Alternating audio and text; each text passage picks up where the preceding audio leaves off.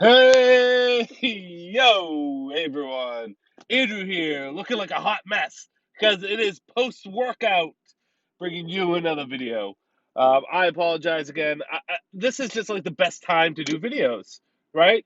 After the workout, before I head home, my family isn't awake yet.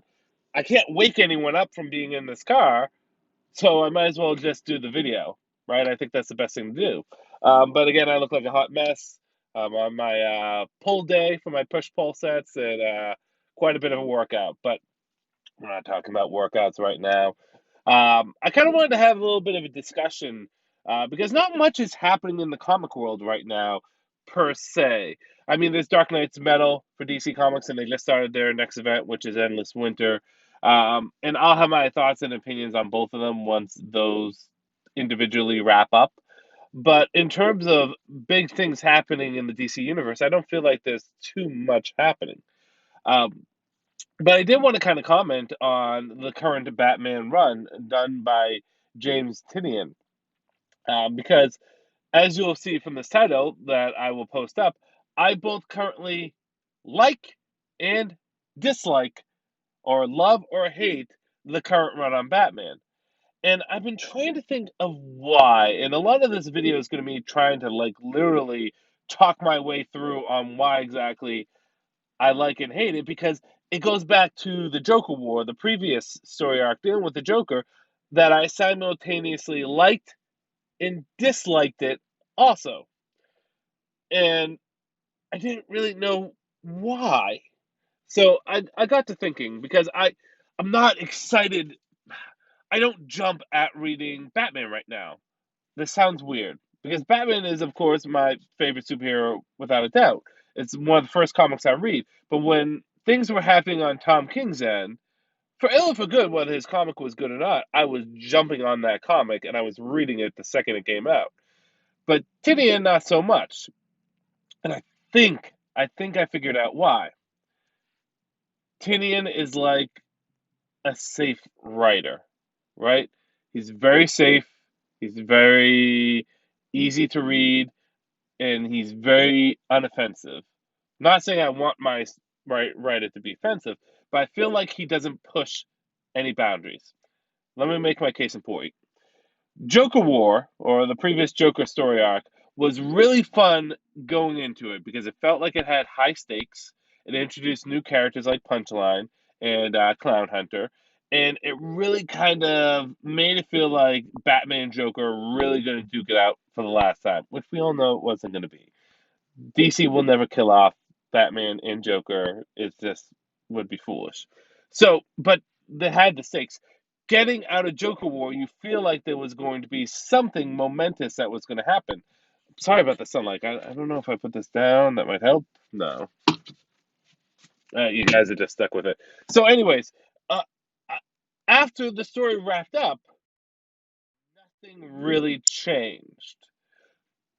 Yes, this kind of the whole Catwoman Batman taking a break, Bruce losing his money and moving to Gotham instead of being at the Banner.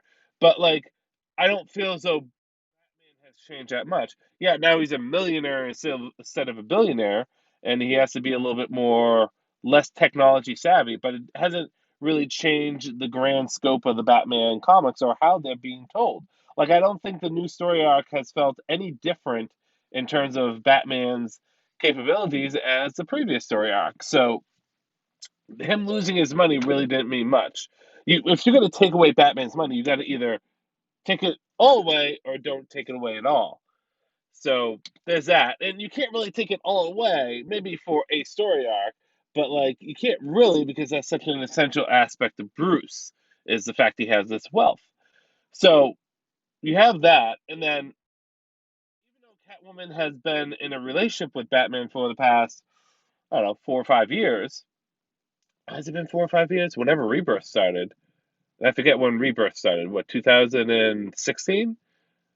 So yeah, let's just say 4 years.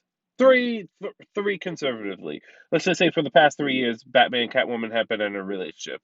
And in saying that, them removing Catwoman from the picture is just returning Batman back to the status quo. Again, playing it safe. Now, I don't know if it's editorial that's forcing Tinian to do this, or if Tinian just doesn't like writing Batman with a significant other. Some people are cool with it. Jeff Loeb is cool writing the Batman Catwoman dynamic. Tom King is cool writing the Batman Catwoman dynamic. But Scott Snyder, he's openly admitted, I will never touch that area because I just don't think I can write it. And Tinian probably might be the same. I don't know. I'm not going to assume. But it reverts Batman back to where he was 5 years ago. So again, it feels as though nothing really changes. There's no real stakes, and it's just going through the motions.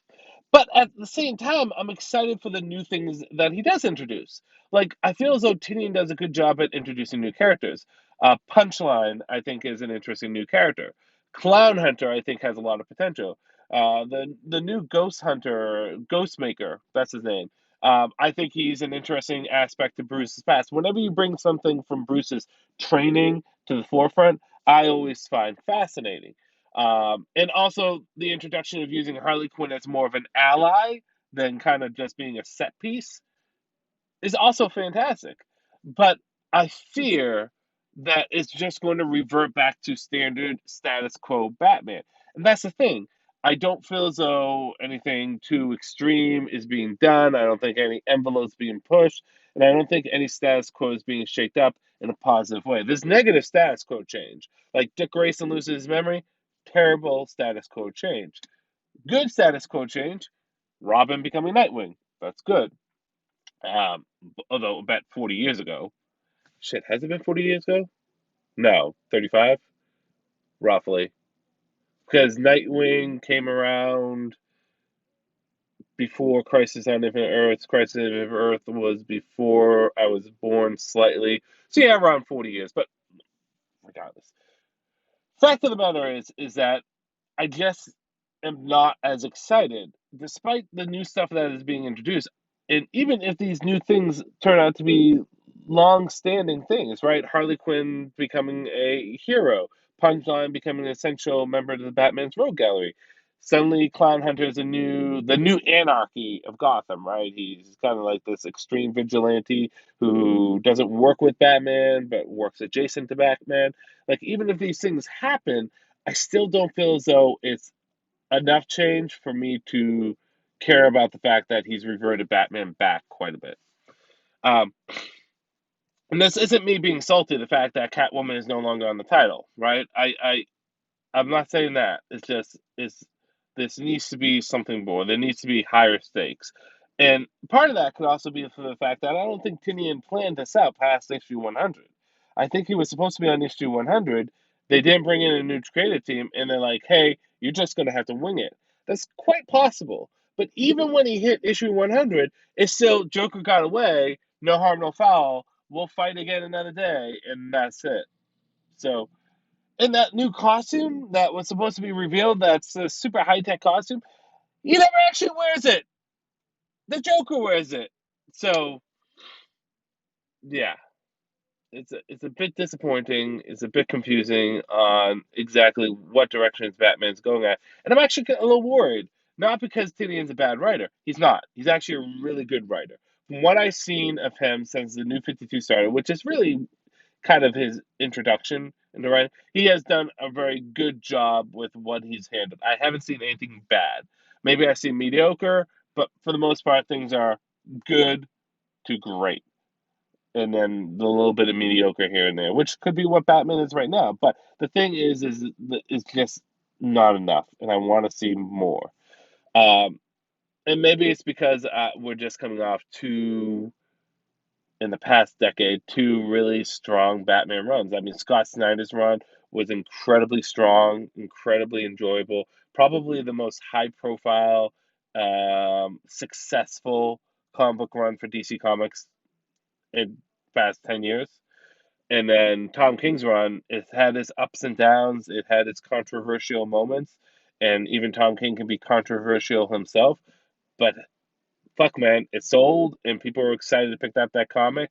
Like even the goddamn nightmare stuff, I was still going to the comic store and picking it up and getting pumped for it, even though it was whatever. So I don't know. I don't know where Batman's going to go from here. Maybe they're just treading water until this whole Death Knight metal thing is over, and they do the minor retcons and reboots.